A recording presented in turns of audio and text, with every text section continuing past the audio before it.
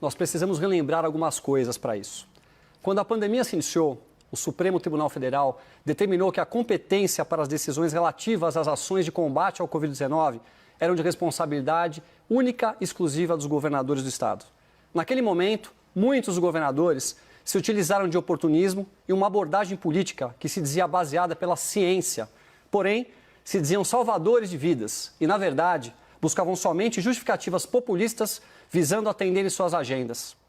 Segundo um estudo publicado pelo economista Marco Kolanovic, chefe global de pesquisa do JP Morgan nos Estados Unidos, o lockdown falhou e destruiu milhões de meios de subsistência em todo o mundo, causando um colapso sem precedentes e mais mortes do que o próprio vírus.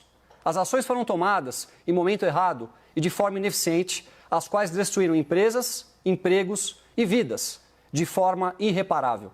Ou seja, mais uma vez, o presidente Bolsonaro tinha razão. O seu jeito de se comunicar pode não agradar muitas vezes apoiadores e opositores pela forma, mas uma vez que já conhecemos a sua personalidade e sua forma pouco polida, deveríamos retratar o conteúdo, que na sua grande maioria é assertivo e pensando na população brasileira. Mais de 700 mil empresas já fecharam suas portas desde o início das medidas irresponsáveis tomadas sob única e exclusiva responsabilidade dos governadores. Somente o estado de São Paulo deixou de arrecadar mais de 7 bilhões por semana de tributos. O dinheiro do povo, o meu, o seu, o nosso dinheiro foi gasto de forma irresponsável. Hospitais de campanha nunca foram utilizados, materiais e equipamentos foram superfaturados. Estão aí as operações da Polícia Federal que comprovarão tudo isso. O lockdown falhou e destruiu milhões de meios de subsistência em todo o mundo, causando colapso econômico sem precedentes. Embora muitas vezes ouvimos que o lockdown são motivados por modelos científicos e que existe uma relação exata entre o nível de atividade econômica e a disseminação do vírus, isso não é verdade. Praticamente em todos os lugares, as taxas de infecção diminuíram após a reabertura dos locais. Isso é um fato.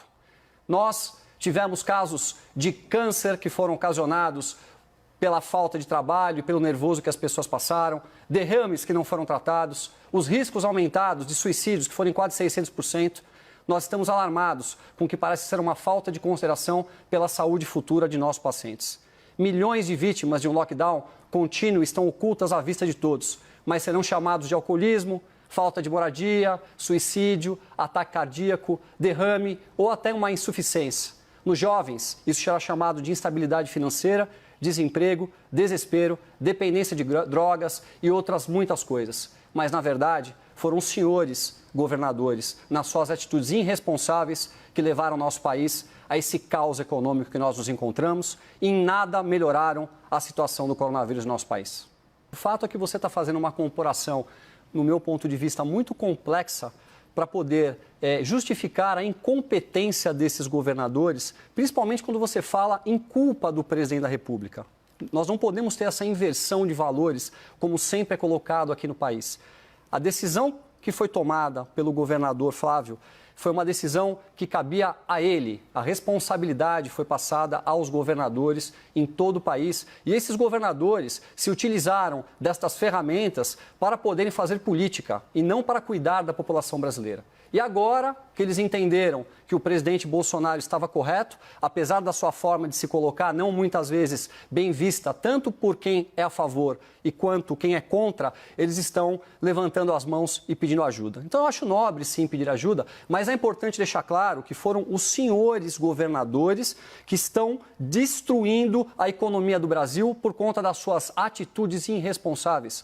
Vocês, em momento algum, se preocuparam em levantar uma amostragem de verdade do local onde vocês se encontram, entenderem a região, o tipo de comércio, o tipo de transporte público, para tomar uma atitude assertiva e não a atitude que foi tomada por vocês. E muitos dos senhores, principalmente dos partidos de esquerda, como você mesmo comentou aqui, que nós temos que ter respeito pela ideologia das pessoas, mas os partidos de esquerda, eles sempre têm esse tipo de atitude populista. Fecharam tudo, proibiram as pessoas de trabalharem, agrediram via a força que eles têm pessoas nas ruas, trancaram as empresas e estão quebrando o maior patrimônio que nós temos nesse país, que é o empresariado, que são as pessoas que deram as suas vidas, colocaram a sua cara para tomar tapa, para poder gerar suas empresas e termos empregos nesse país. E é isso que está sendo feito por muitos deles. Eu espero que agora vocês coloquem a responsabilidade dentro de vocês e comecem a ouvir um pouco o que deve ser feito e não fazer o que vocês fizeram nesses últimos meses, destruindo a nação brasileira.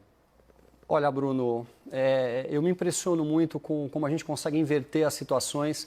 E todos nós tínhamos a certeza que eles iam colocar na conta do governo federal o que está acontecendo hoje com a economia no nosso país. As decisões foram sim tomadas pelos governadores e esta responsabilidade é 100% deles. O presidente, durante muitas vezes, sempre da sua forma polêmica de falar, se posicionou com a preocupação com a economia.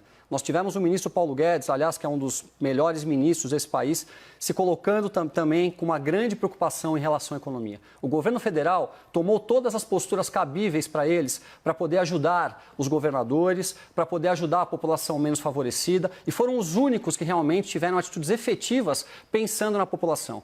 Você tocou no assunto do nosso governador aqui, João Dória, a qual todos os dias nós tínhamos que vê-lo na televisão fazendo aquela conversa onde ele falava ciência, ciência, ciência, e a ciência não se aplicava, porque nós percebemos que ninguém conhece essa doença direito. Então foram sim tomadas atitudes precipitadas, foi gasto o dinheiro público, que é do suor do trabalhador brasileiro que recolhe os seus impostos, para criarem hospitais de campanha que não foram utilizados. Nós sabemos que nesse momento que está aí perto de uma eleição, onde nós não temos teto de gasto e não há necessário licitações públicas, foi feito o que eles queriam com o nosso dinheiro, aliás, como tiveram feito muitos deles nos últimos anos, e compras com valores extremamente exagerados, totalmente desproporcionais à necessidade, e agora, nesse momento, vão tentar colocar na conta do presidente da República. Não estou aqui para defender o presidente da República em tudo que ele faz. Eu tenho crítica, sim, em relação a algumas coisas do presidente da República, mas eu acho que na forma, o conteúdo, de forma geral, o conteúdo do presidente é muito a favor da nação brasileira.